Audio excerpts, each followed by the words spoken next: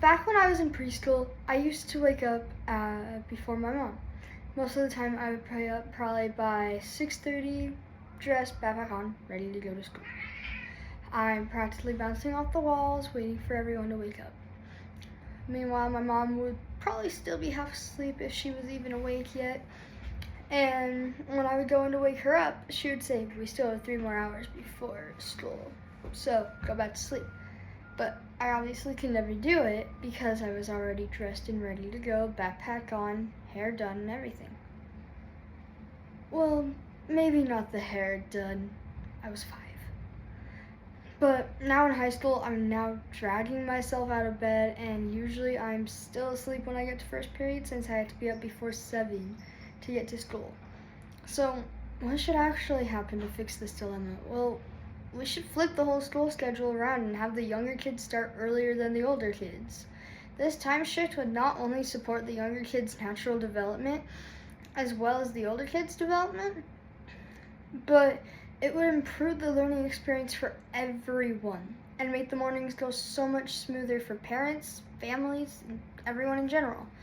Not only do younger children wake up much earlier than older children and are usually more alert right in the morning after waking up compared to the afternoon and later morning when they've been up for basically 6 hours and now they're going to school. But older kids need more sleep biologically than younger kids and function better with later start times compared to younger kids, which means if we switch the start times, then we'll improve academic performance for both age groups as well as the behavior and even mental health of both age groups and their families and teachers. First, why don't we just start with the fact that elementary kids are naturally more an early bird group compared to tweens and teens. There's research that shows elementary age children will wake up earlier and are more alert in the early morning hours right after waking up. This is when their brains are the sharpest. Their focus, energy, and curiosity all peak way earlier than the teenagers.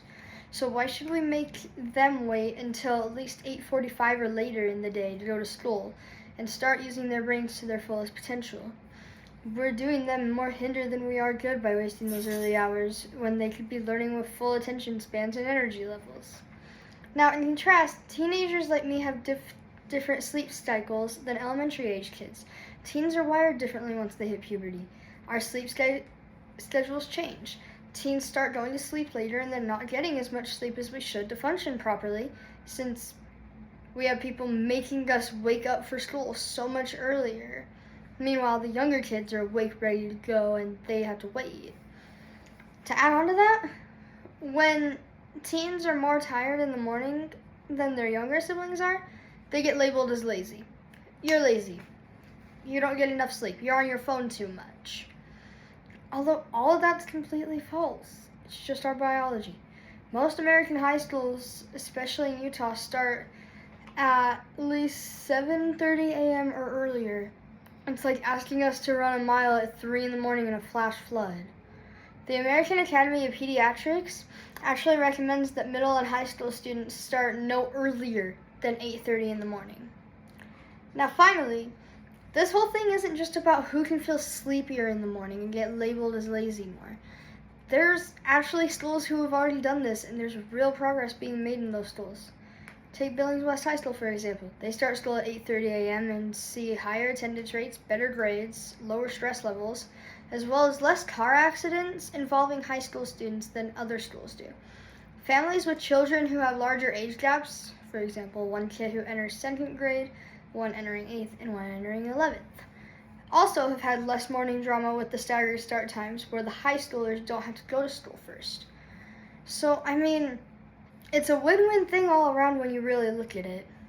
So, if there's evidence this is beneficial to everyone, why haven't we changed our school system yet? Well, I think it's just habit. When you do something one way for so long, you forget to question how beneficial it really is to everyone. Even if it's something as simple as paying attention to our kids and helping them learn, feel, and grow better.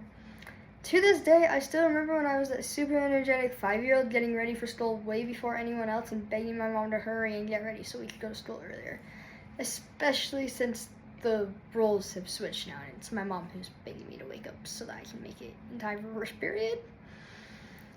I just need a little bit of caffeine to make it out the front door or out of bed.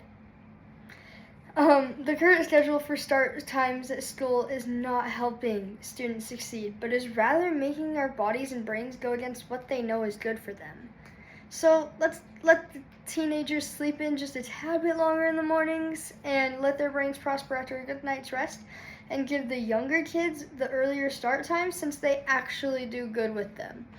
And just remember, the best changes for our youth don't require any amount of money or technological advances.